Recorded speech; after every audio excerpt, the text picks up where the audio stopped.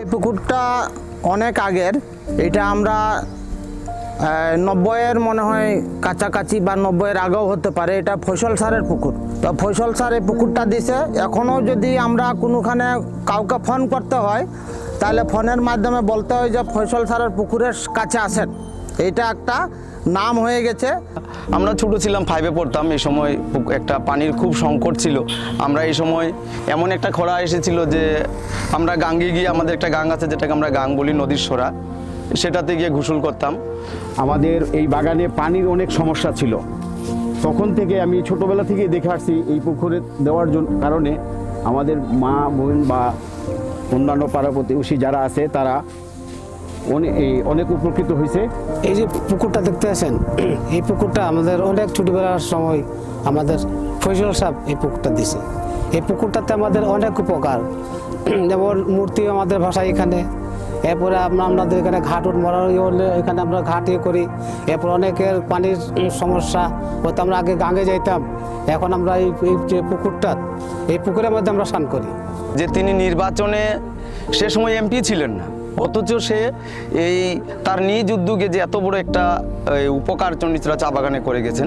তারপরে আমাদের এখানে মন্দিরের একটা গার্ডওয়াল আছে, যেটা প্রায় অনেক আজকে গার্ডওয়ালটার কারণে আমাদের মন্দিরটাও টিকে আছে। সে এমন একটা গার্ডওয়াল দিছে। সে কিন্তু এমপি না, তারপরও সে আমাদের এই উন্নয়নটা করে দিছে।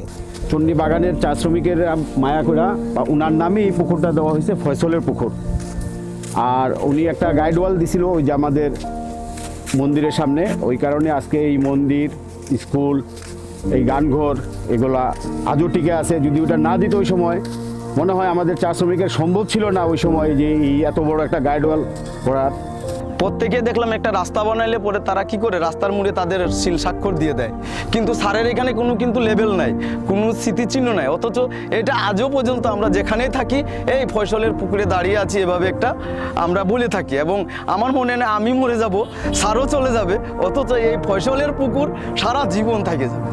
এই পুকুর দেওয়াতে লোকজন যদি মারা যায়, আমরা যে আমাদের সনাতন ধর্মের যে আমাদের ধর্মীয় যে কালচার হিসাবে আমাদের ঘাট ক্রিয়া যে কাজগুলো হয়ে থাকে, সেই ঘাট ক্রিয়ার কাজ আমরা কিন্তু এই পুকুরেই করি। পানি যখন সমস্যা দেখা যায় তখন এই পুকুরেই করি আমরা। এবং আমাদের উৎসব যে পয়লা বৈশাখে যে উৎসব হয়, সেখানে দধিবান্ড অনুষ্ঠান এই পুকুরের মাধ্যমে হয়। এটা দেওয়ার কারণে ভালো মানুষজন সবে স্নান নাহান করে।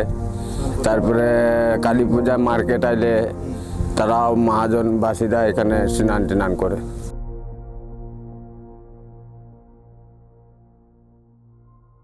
আমরা ওনারা ধন্যবাদ জানাই। আর ধন্যবাদ আমরা এবার এভাবে না, ওনাকে এবার ধানের শীষে ভোট দিয়ে আমরা প্রমাণ করে দিতে চাই চা বাগানের মানুষ যে আমরাও আপনার সাথে থাকবো, আপনার সাথেই আছি।